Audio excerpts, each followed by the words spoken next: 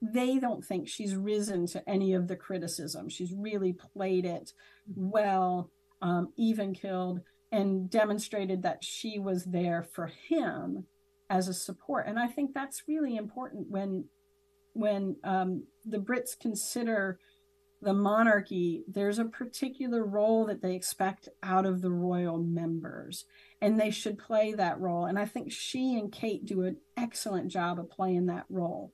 They understand where they need to be supports, and they understand that they're meant to be behind their spouses in some way, but then lead. There's a dance that they have. And both Kate and Camilla, they don't always get it right, but they do this dance very well, and Camilla more and more so. So Camilla is an interesting individual, and I see her as a support, and I also see her as looking back to Diana as an example, and perhaps even navigating in spaces where Diana may have failed as a royal. I think that's always in her head.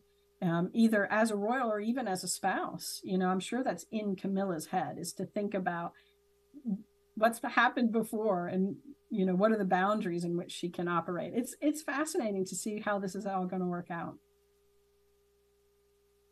Jen, the $1,000,000 question: do you see change from the king when it comes to confronting some of the issues Prince Harry has brought about, when it comes to racism or the relationship between the institution and the press? Is that something Americans just care about, or is he going in some way to acknowledge this? Yeah, it is $1,000,000 question, and I'm not sure I'm not sure anybody has the answer. I'm certain that I probably don't have the answer either. What I would say is that Charles has a number of people behind him and around him who he consults with, who help him manage this. And there's an awful lot that goes on in sort of the palace circles, in controlling what goes out to the media and what comes in. And of course, that's where Harry has really gotten upset. Is that going to change? I highly doubt it, because so much of this is about media presence, and then it's about performance. And I think he'll do his best to manage Harry and to keep it out of litigation, to keep it out of the out of the public eye, out of the media as much as he can, because he has to, for the sake of not only himself but also for William. And a lot of this could really backfire in William's direction. And I think, again, very precarious kind of dance. I will say, you asked whether this was just an American thing. It's not. I think that the British are also concerned about that particular element, although I'm not really certain they care as much about Harry and Meghan as we do. I had a feeling you would say that.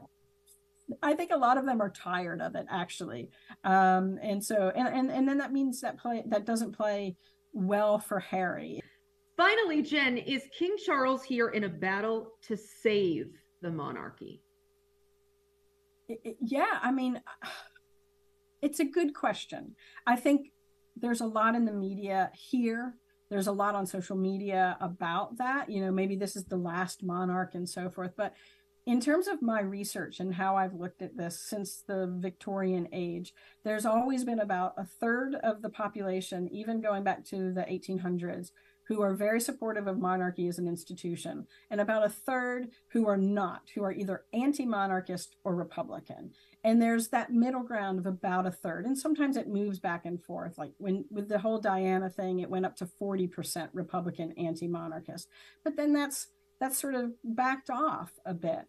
And it's that middle ground that really is going to be the group of people to watch. Because when you talk to those people who are neither supportive or against, they have some really interesting things to say. And what they say is this: I don't like the monarchy. I don't like the idea of this wealth and this privilege that's meted out to just one family or a group of individuals. I don't like the cost of it. However, they like the idea of a non-political head of state, because they look at us and they look at France and they look at other republics and they say, well, that's not for us. It doesn't fit us. I mean, some people will just say, I don't want an American president. And that's what they have to think about, is how their head of state could get really mired down into the mud as a political entity. They don't want it.